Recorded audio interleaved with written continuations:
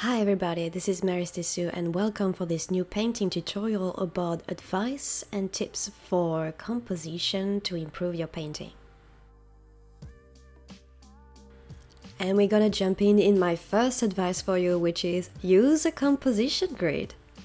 There are plenty of composition grids that are available online and that you can use, but for my painting, and also if you're a beginner, I recommend you to use this composition grid that looks very complex at the moment, but which is actually very simple, which consists into dividing your canvas in 3 equal parts, both horizontally and vertically. Where the vertical and horizontal lines are crossing is what you call your golden ratio point. And those are the key places where you would like later on to place your focal point or selling point for your painting. So here I'm starting to do a very rough sketch of my painting. I'm doing something very simple. I'm not using any reference for your photo for this one, so I'm gonna keep the subject pretty simple, just a tent as usual, some trees and a cliff or a hill in the background.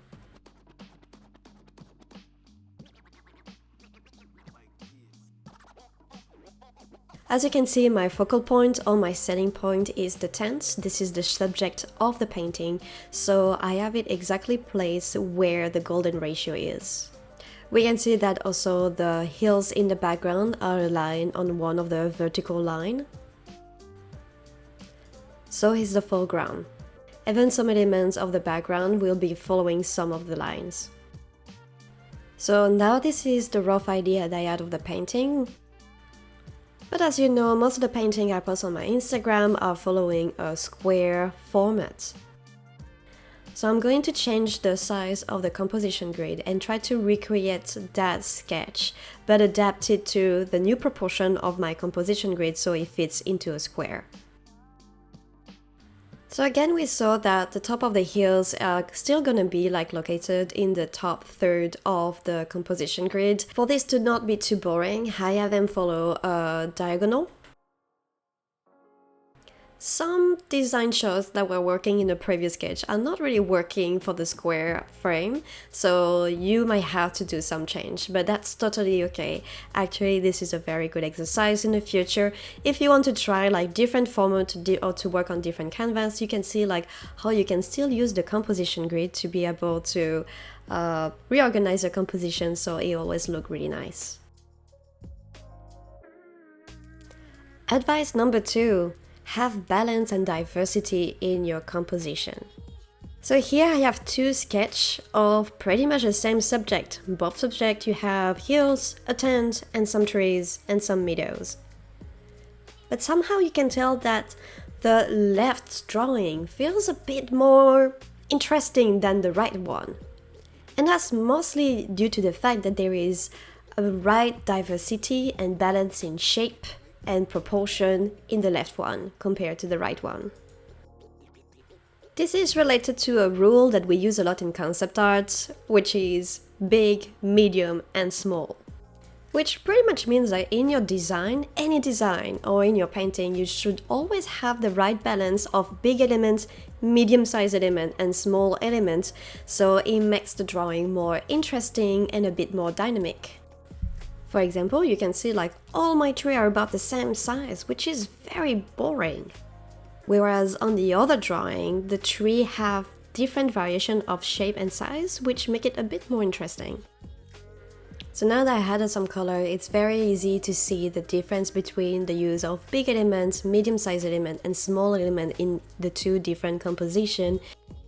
So it's easier to see why the left painting has a bit more of an interesting composition. But this is something to not only apply when you draw landscape or environment, that's something that you can use for anything. Here we're gonna design some clouds, mountain and trees, and I'm gonna show you 2 examples for each. One following the rule of using diversity in shape and size, and the other one where you will see where shape and size are very similar and repeated along the design. So we can see on the left side there is use of like big element and small element in the design for each subject, while on the right side all the drawings are kind of like repeating the same pattern and reusing the same size. So it's not that interesting. In fact, it looks extremely childish. So I hope this very quick explanation made it a bit more clear for you to understand why it is important to have this kind of diversity and balance in your design. Advice number 3, use value to build your composition. So maybe your first reaction is, what is value? And to understand that, we need to understand what is a color. So a color is defined by 3 things. The hue, that's gonna determine the range of the color, if it's more of a cold color or a warm color. The saturation, that will indicate if a color is very vibrant or actually a bit toned down. And the value, that will indicate if a color is brighter or darker. So using value is a very good way to bring depth into your drawings and also to help you to prioritize like where to use brighter and darker color in order to make your composition more readable. So I know when I started doing paintings, I was getting overwhelmed very easily with the use of color. I wanted to have all the color in the world in all of my paintings, and I realized that very quickly it would make the painting very noisy and very hard to read, and that was because my value were all over the place. So if you're not used when you see a color to understand what value it is, I would recommend you to first do some studies and sketch in black and white, so you really just focus on the value instead of being worried with the value and the color at the same time. So I'm going to do like different sketches for this part. Because again, I am not using a reference photo, so I was not quite sure what kind of lighting I wanted for that scene.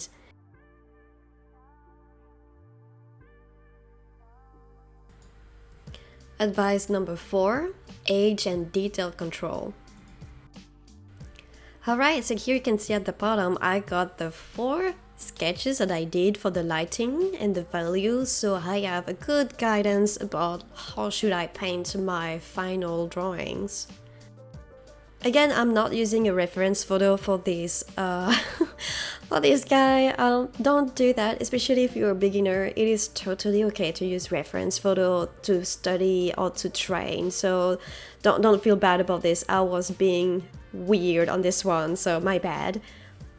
And because I didn't have a reference photo, I decided to do a very rough painting on the side for the color palette that I thought would fit well for this painting. The reason why I can do that is because I did many studies in the past, so I have enough visual library to pretty much know like what kind of color would work well for this. So again, I'm not jumping right on my painting. I'm gonna do a small sketch on the side just to have like a very general and rough idea of the color and the lighting that I would like to have for the painting. You can see that I'm keeping the drawing extremely small because I don't want to be distracted with details at that point. Alright, once I got my colors, I am turning it in black and white so I can see are the value following the previous sketch that I did, or are they readable? And so you can see I have been standing out by having high contrast in value and a lot of details, way more details than I would have in other places in a painting. If you compare with this area here that is very secondary, the values are very similar and it's way more blurry. To make it even more obvious, let's do a little test here. I'm using the black and white version and I'm going to blur it. So maybe you heard that in real life, people will tell you that to be able to see value better in real life, you might squint your eyes, which is going to blur your vision. Well, with Photoshop, I'm going to use a filter for that. So if you blur and you can still see your focal point popping out quite vividly, then you're doing a pretty good job. Again, high contrast and high level of detail is a very good way to make your focal point pop out. Alright, now we are ready to jump on the finalized version of the painting.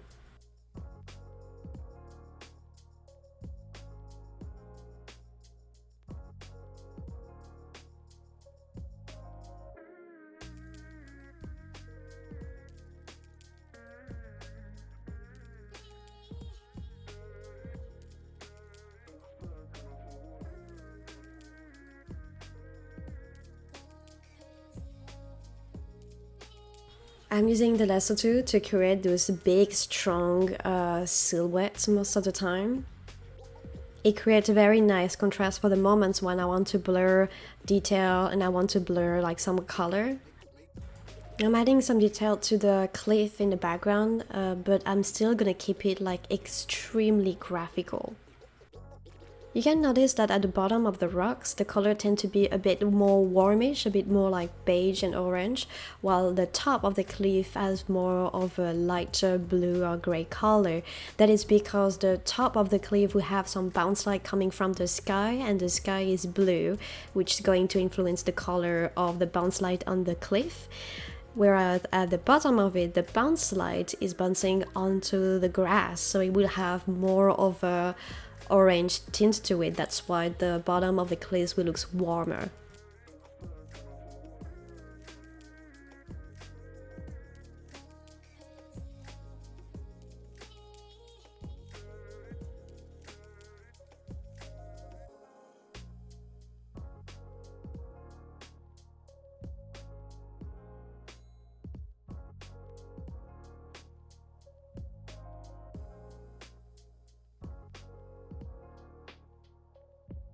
So I was talking about value, use of detail, and soft and sharp edges as well. But as you can see, like around the focal point, I am going to use color that have very similar value, but who are a bit more saturated in color.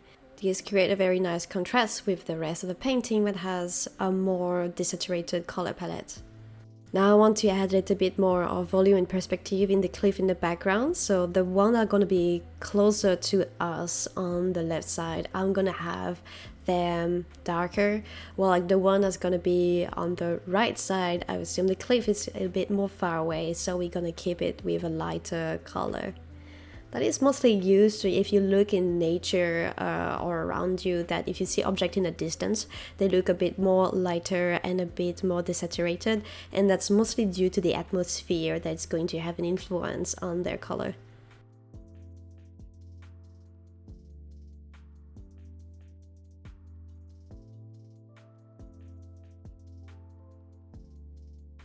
I was reusing the lasso tool for the tray just because I thought like the silhouette was a bit all over the place and very messy, so using the lasso tool allows me to make a bit more of a clean silhouette that is easier to read. It is okay to have it a bit more looser for the trees that are in the foreground or on the side because, well, they're very secondary subjects, so if the shape is blurry, it doesn't really matter, and actually help us to focus more on the focal point that has those sharp and strong silhouette and edges.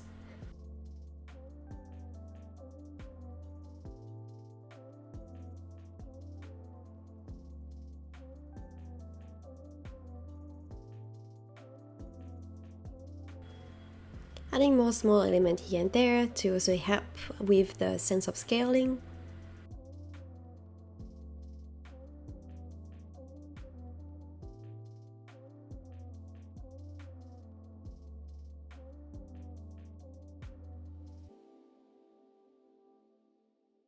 More detail around the focal point so it stands out more. I've been adding some of those flowers in the shadow as well, but just like in the previous video that I did, those flowers are supposed to be white, but because they are in the shadow, they won't be gray, but their color will be influenced by the color of the sky, which is blue here, so that's why even like those white flowers that appear white in the light will look bluish in the shadows. So I'm getting close to finish the painting at the moment, and I don't think I have anything else to tell you guys about these tips and advice for composition for your painting.